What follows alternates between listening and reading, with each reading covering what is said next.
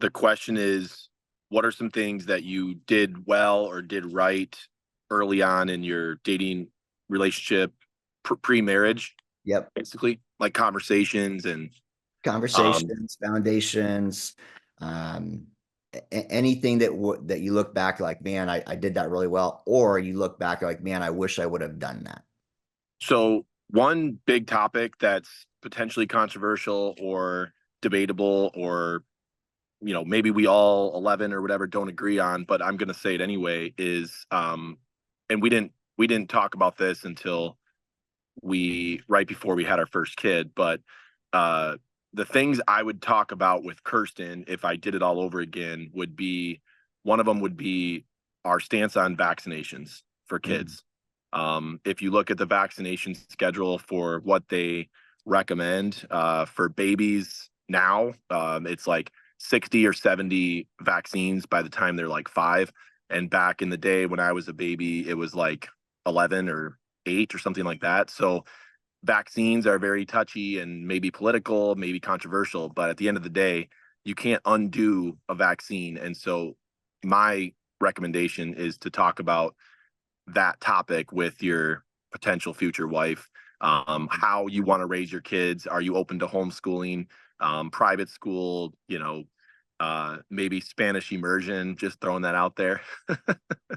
um, I think she's Colombian, so Brazilian. and I'm happy for you, man. Congrats. And this is awesome. But just those topics of like, how do you want to build a family? It's such a beautiful thing, but it's such a big thing. It's your legacy, it's your name, it's your dream to have kids and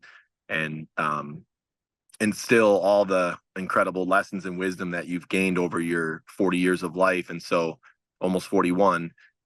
So my thing would be to just align with her on fatherhood, motherhood, parenting, and kind of her goals and dreams. And I don't know, just get on the same page. But I'm sure you've done a lot of that already. Love it. It's Yeah, good. I'll add something to that. And by the way, Aaron, if you need a pediatrician that's in your area, to get to that point, I got one who's not big on vaccines, so I got a really good one. But you probably have a network of that stuff too.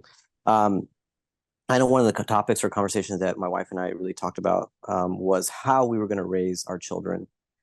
Because, and I'm glad we actually had this conversation. And I wasn't the one that initiated it. My wife is the one that initiated it because we were raised very differently. And so we basically talked about exactly like what we were going to do with our son, how we were going to be on the same page. But even as far as like what discipline and punishment look like, you know what I mean? Because again, I was raised very differently, more physical, things like that. Whereas, now what we really focus on is like connection with our son. Maybe we talked about that last week, connection over correction, you know what I mean? Because a lot of times these kids, especially when they're really young, we're they don't have a way to express themselves, and so their behavior is their language, right? And so when especially my older son, he's a sensitive kid, but he also doesn't know how to express himself, and so you would see it in the outburst and things like that. And so understanding where that kid is coming from, and sometimes I don't even understand it, but I just have to sit there. And sometimes I get really frustrated still. Like I still get frustrated, and I just try to really calm myself. I'm like, hey, like I did yesterday, right? Like I I would have really been pissed off about that. And because I there was one time that I really got angry at my son, and I actually did hit him one time, like, but out of anger. And that was one of the things that, my wife was totally against. And, because it was based out of anger. I was angry, and so, but that was a wake up call for me to say, man, I need some help.